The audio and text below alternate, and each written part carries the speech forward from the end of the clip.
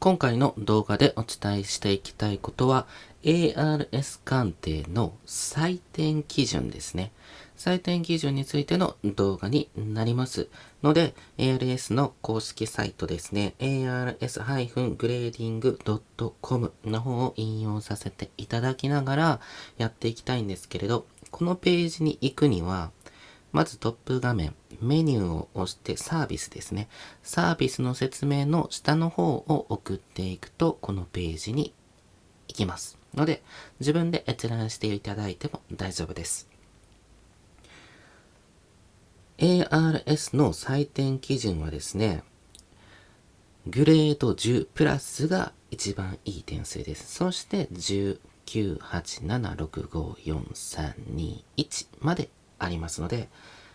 すべてで11種類ですね。11種類の段階が現時点であります。採点基準についてはね、今後変わるかもしれませんし、増えるかもしれませんし、今後については分かりかねるので、この動画投稿時点の情報になります。なので、グレード10プラスについて言うと、10プラスは完璧な状態のみ10プラスの表記になりますってことでね。そして完璧に非常に近い状態が10点になります。そして年代が古いものは当時の状態を完璧に保持している場合にのみ10プラスに値しますよっていうことですね。そしてグレード9。グレード9は微細な傷、汚れがわずかに見られる状態ですね。グレード8、小さな傷、汚れ、あるいは微細な傷、汚れが複数ですね。何点か見られる場合は8点になりますよってことですね。そして7点は目立つ傷、汚れがある場合、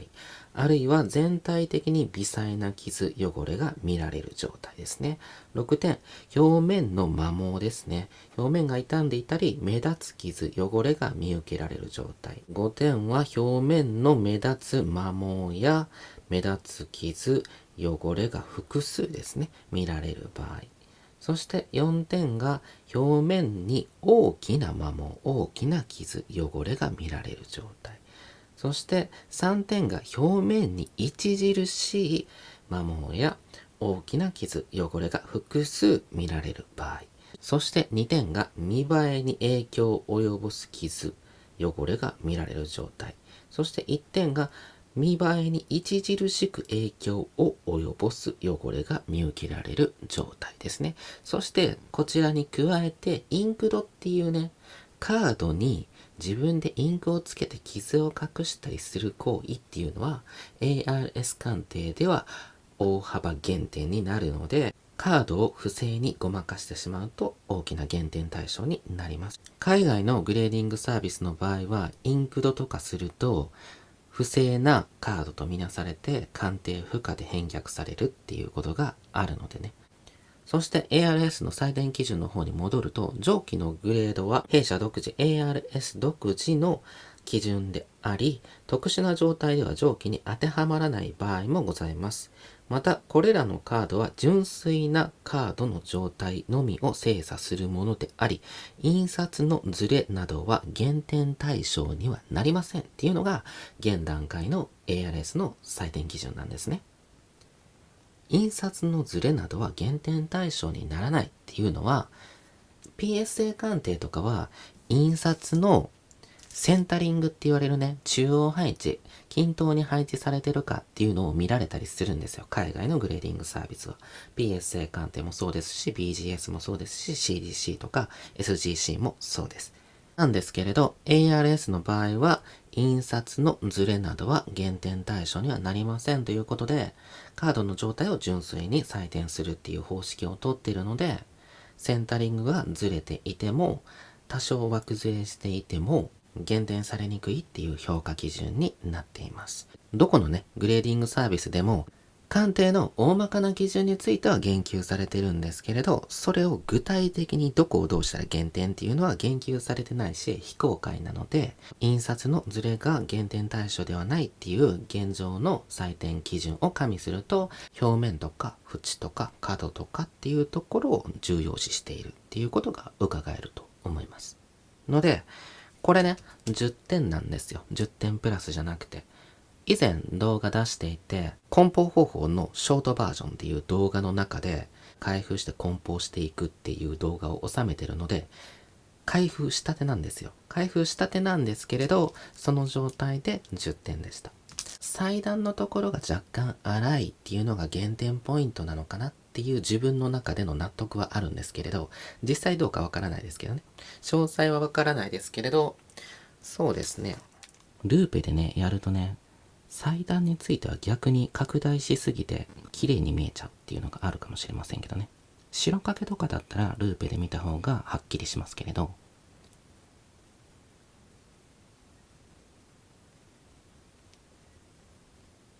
こういう風に見渡すと白掛けはね、全くないんですよ。ないので、白掛けで減点されてるっていうわけではない。10点なのでね、非常に完璧に近い状態ではあるんですけれど、どこかしら完璧に至らない部分があるんだと思います。縁の白掛けとかではないってことは、側面のデコボコか、それか表面の中に少し微細な傷があるとかですかね。センタリングについてはですね、後ろが若干右に寄ってて、表面はね、割といいバランスかなっていう感じですね。PSA に出せば PSA10 を狙えるような個体ではあるんですけれど、ARS の10点プラスの方が厳しいです。獲得率はね。獲得率は厳しいです。だいたい 20% 弱ぐらいですよね。ARS の採点基準の分布とか見ると。分布はね、鑑定品検索っていうところからタイトル調べたりすると検索することができます。この鑑定検索のカード名で調べるとピカチュウですよね。ピカチュウいっぱいあるからな。検索絞りきれないかもしれませんけれど、年号で見ていくしかないですね。2022年の早期特典スカーレット・バイオレット、これかな。ピカチュウスカーレット・バイオレット早期購入特典 001SV P ピカチュウですね。これをタップすると下にですね、何枚提出されたかっていうのがトータルが34枚ですね。34枚中8枚が10点プラスです。そして10点が21枚、9点が5枚ですね。ということで、あと8点以下はない。9点は5枚あって、10点プラスは8枚です。10点プラスが8枚。34枚中8枚っていうことは8割る34で 23.5% ですね。なんですけれど、さっき言ったようにセンタリングとか印刷のズレっていうのが加味されないので、ARS の10点プラスを取ったとしても、それをクロスオーバーとかで PSA に提出したとしたら10点以下になる可能性はあります。海外ではね、そのセンタリングっていうのが重要視されるので、シンメトリーであるカードが美しいっていう評価基準なので、左右対称の方がより美しいと評価されるんですね。なので、現時点で ARS 鑑定と海外のグレーディングサービスでは、センタリングっていうポイントにおいて大きな差があるんですね。いいように捉えると、人の美的感覚なんて人それぞれの個性というか好みなので、センタリングより白掛けの方を気にする人もいれば、白掛けよりセンタリングを気にする人もいるので、その人それぞれにね、個性があるので、センタリングがいまいちなカードでもいい点数を狙えるっていう意味では、ARS 鑑定のメリットと言えますし、あとはね、ARS の鑑定ホルダーがかっこいいなって思う人、ステンレスプレートとかかっこいいなって思う人はね、ARS のホルダーにね、入れたくなるじゃないですか。自分もかっこいいと思う方なので。そしてさらに ARS のメリットですね。いいところは、グレーディングをしなくてもケースインサービスを受けれるんですね。ケースに入れれるだけのプランもあるんです。心眼鑑定だけをするっていうね、本物か偽物かっていうカードの診断だけをして、あとはホルダーに入れるっていうサービスも受けれます。心眼鑑定プラスグレーディングをした場合は、裏面に等級、